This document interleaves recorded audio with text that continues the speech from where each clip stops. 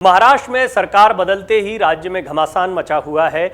शिवसेना प्रमुख उद्धव ठाकरे के बाद एनसीपी प्रमुख शरद पवार से बेहद करीबी रहने वाले संजय राउत की गिरफ्तारी के बाद शरद पवार का नाम एक बार फिर से चर्चा में आ गया है। ये सवाल उठने लगा है कि क्या ईडी की जांच की आंच अब शरद पवार तक जा सकती है। इसको लेकर काफी कयास लगाए जा रहे हैं। इन सभी उठते सवालों के बीच शरद पवार के भतीजे अजीत पवार ने ईडी की कार्रवाई को लेकर संजय राउत का समर्थन करने से किनारा कर लिया। अजीत पवार ने कहा, जांच एजेंसियां चाहे वो ईडी हो, सीबीआई हो, आईटी हो या राज्य की एजेंसियां, ये सभी शिकायत मिलने पर ही जांच करती हैं। संजय राउत के मामले में ये बार बार हो रहा है, इसलिए इसके पीछे का सही कारण वही बता सकते हैं, ये अजीत पवार ने कहा है। अजीत पवार के इस बयान के काफी मायने निकाले जा रहे हैं। एनसीपी के कई नेताओं का कहना है कि हमें यकीन है कि ठाकरे के बाद अब हम बीजेपी के लिए टारगेट नंबर 1 हैं। कई लोगों को डर है कि बीजेपी द्वारा फिर से अजीत पवार को निशाना बनाया जा सकता है, जबकि उनके खिलाफ कुछ जांच 2019 में भाजपा के साथ गठबंधन करने के बाद 2 दिनों तक चलने वाली अल्पमत सरकार बनाने के लिए बंद कर दी गई थी। आयकर विभाग ने पवार के कारोबार को लेकर फिर से दौरे शुरू कर दिए हैं और पिछले साल उनके पते पर कई छापे मारे गए हैं। एनसीपी के 2 दिग्गज नेता नवाब मलिक और अनिल देशमुख महीनों से जेल में बंद हैं। ईडी पहले ही एनसीपी नेता एकनाथ खड़से की कथित मनी लॉन्ड्रिंग मामले में संपत्तियों को कुर्क कर चुकी है, जबकि आयकर ने पिछले साल कर चोरी के आरोप में अजीत पवार से जुड़े बिजनेस पर छापा मारा था।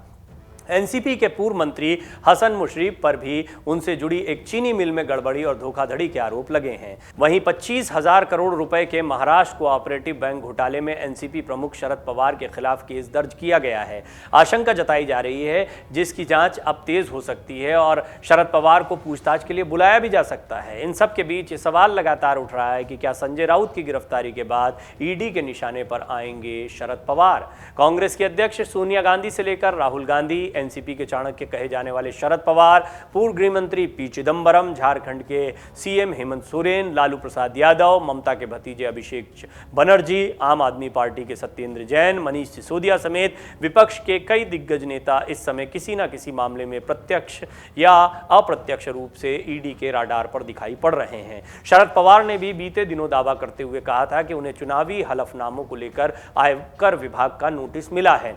पवार ने भाजपा सरकार के तहत केंद्रीय एजेंसियों के कथित दुरुपयोग के बारे में भी बात की और दावा किया कि उन्हें 2004, 2009 और 2014 में अपने चुनावी हलफनामों के संबंध में आयकर विभाग से नोटिस मिले हैं। पवार ने केंद्र पर जांच एजेंसियों के दुरुपयोग का आरोप लगाते हुए कहा था, ईडी और केंद्रीय एजेंसियों की मदद का इस्तेमाल आजकल हो रहा है और इसके नतीजे दिख रहे हैं। विधानसभा के कई सदस्यों का कहना है कि उन्हें जांच के नोटिस मिले हैं। ये नया तरीका शुरू हो गया है। हम 5 साल पहले ईडी का नाम तक नहीं जानते थे। आज मजाक में भी लोग कहते हैं कि तुम्हारे पीछे ईडी लगा होगा। पवार ने कहा कि इस प्रणाली का इस्तेमाल अलग अलग राजनीतिक विचारों वाले लोगों के लिए किया जाता है।